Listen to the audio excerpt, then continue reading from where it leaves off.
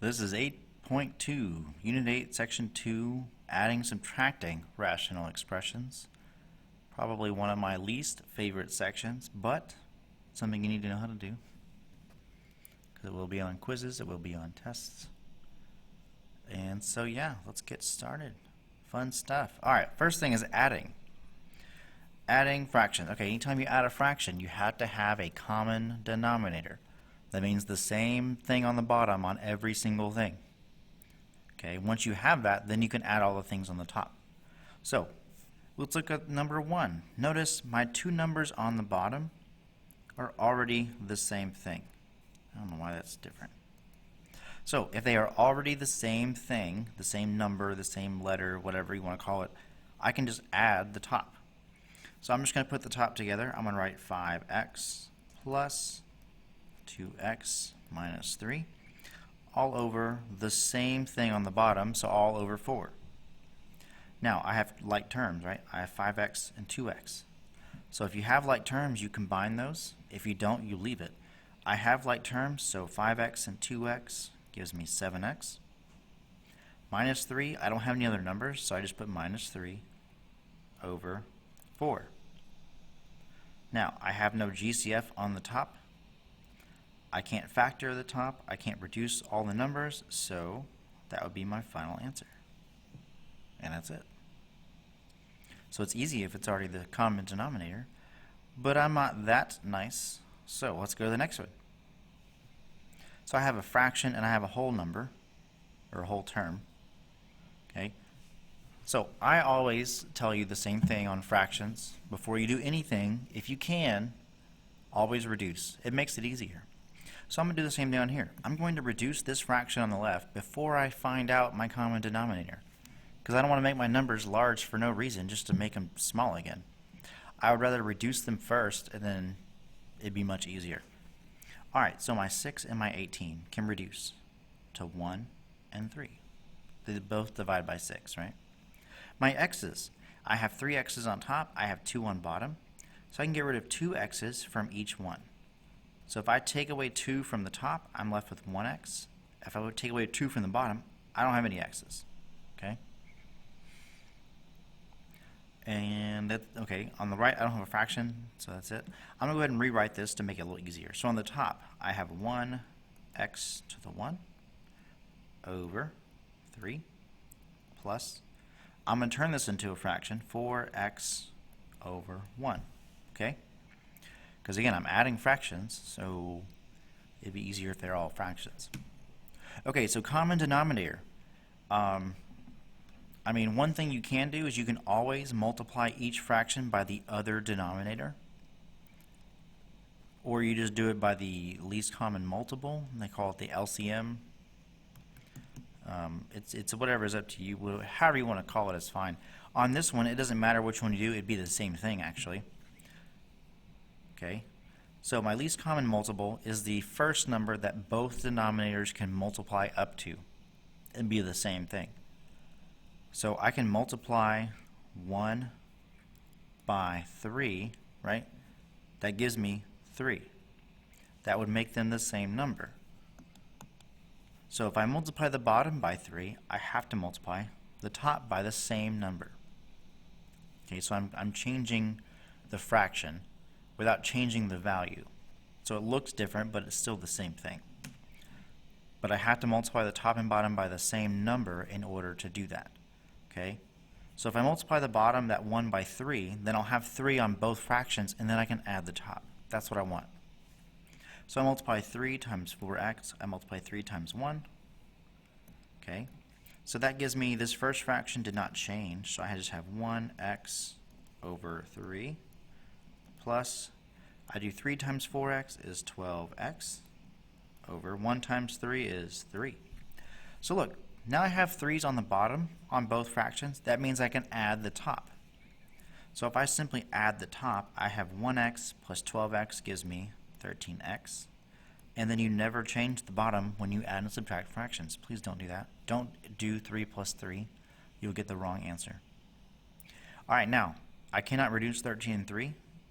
So that would just be my final answer right there. So I reduce my fraction. I made my denominators the same, and then I just combine like terms on the top. Okay, that's really the order that I go in. Alright, so let's look at this next one. So on this first fraction on the left, can I reduce anything? I cannot reduce 3 and 4, but I can get rid of this x and I can get rid of this 2, right? Because let me explain. If I have one x on top and 2 on the bottom, I can get rid of 1 on each one. So if I get rid of 1 on the top, I don't have any left. If I get rid of 1 on the bottom, I just have the 1x. Okay? So I've reduced the first fraction. Now look at the second one. You might think, oh, there's 5x and 5x. I can cross those out. Please don't do that. When you have a fraction with more than 2 numbers, more than 1 on top, more than 1 on bottom. So I have 3 or more numbers in a single fraction. I can only reduce if I can reduce all the numbers, not just some of the numbers. So I can't just look at 5 and 5. I have to look at 5, 2, and 5. Okay? I can't divide all 3 numbers by the same thing, so I cannot reduce that fraction at all. I have to leave it alone. Again, I don't have an x in all 3 numbers, and all the numbers don't have an x, so I can't reduce x at all either. So again, for fractions, it's all or nothing. It's not part. So yeah, 5x and 5x, don't write this down. I wish I could just do that and it'd make it easier. I can't. Okay? It's all or nothing when you reduce fractions. I can't reduce some of the fraction. I have to reduce all of it. Okay, so I'm going to go ahead and rewrite this first fraction over here just so it looks a little better. So I have 3 on top over 4x on the bottom. Okay? Plus. And then this other fraction we said did not change. Okay, now I want to find my common denominator. What is my first? I'm going to do the numbers first, so ignore the x's. Just look at 4 and 5. So if we look at 4 and 5, what is the first multiple of each one that both numbers can go into? Here's a trick that I use. I only look at the biggest number, because it's really the only one that matters. I can't go by, multiples of 4, that's stupid, because 4 is already smaller than 5. So I want to go by the larger multiples if possible. So if you want, or if you need to, I can list my multiples of my, you only do the biggest number on this, okay? So 5, 10, so again, can 4 go into 5? No. Can 4 go into 10? No. Can 4 go into 15? No. What about 20? Yes. That means that 20 is my least common multiple, and then 20 would be my common denominator. So all I have to do is multiply each fraction by whatever number will make the bottom number 20. Okay, for example, on this one I have 4. 4 times 5 is 20. Whatever I multiply the bottom by, I have to multiply the top. Okay, on the right side, I have 5. Well, 5 times 4 is 20, so multiply the top by 4 also. Alright, now here's the letters. So that was just the numbers. Now look at the letters. I have an x on the left, I have an x on the right. They are exactly the same number of x's on both fractions, so they are already a common variable, or common letter, however you want to call it. So if they're the exact same letter with the exact same exponent, then they are already the same. I don't have to change them. Now, if one of them had an exponent of 2 and one of them had an exponent of 6 or 5 or anything different than 2, then yeah, I would have to change them, but I don't have that on here. Okay? I'll show an example of that on the next part. So for now, though, we're just doing numbers. Okay? So x's are the same, we just leave it alone. So here's what I do. I do 5 times 3, that's 15. And then 5 times 4x would be 20x.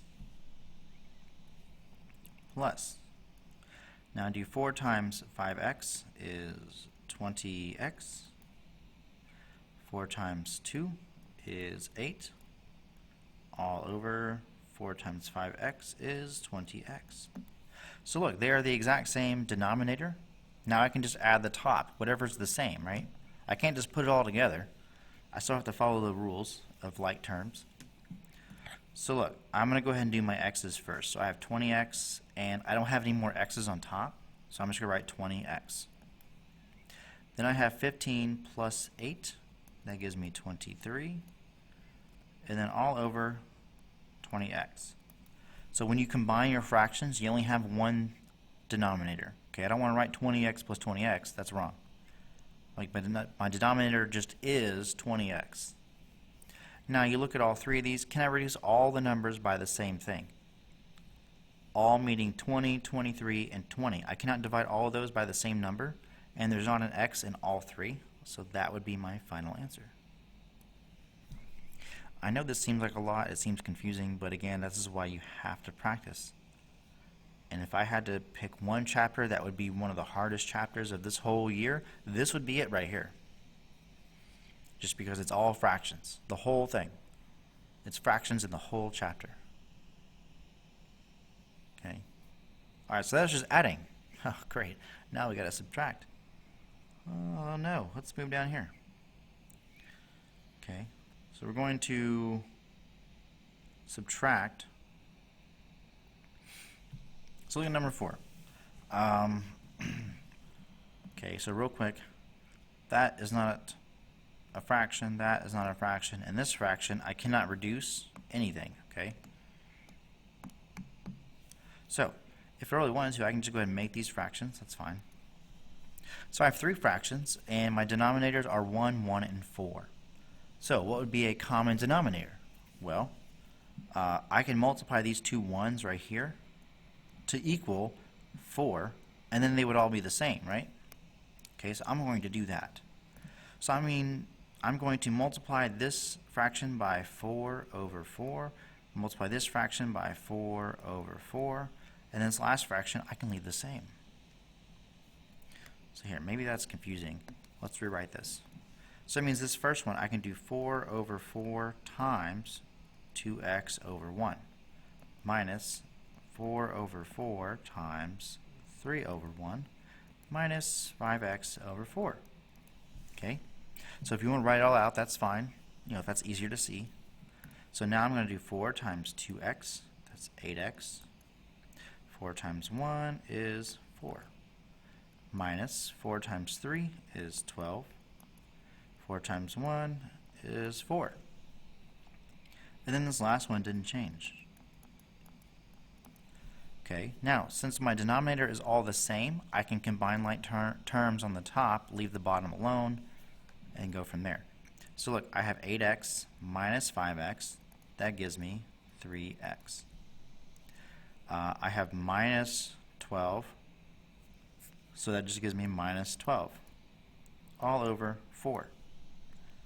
Now, 3, 12, and 4, I cannot divide all of those by the same number. I don't have an x in all 3 terms, so that is my final answer. That's it. So see, it's not too bad. Just take some practice. Alright, 5. I'm going to go ahead and reduce this first fraction because I don't want to multiply anything by 15. So 3 and 15 can reduce to 1 and 5. And then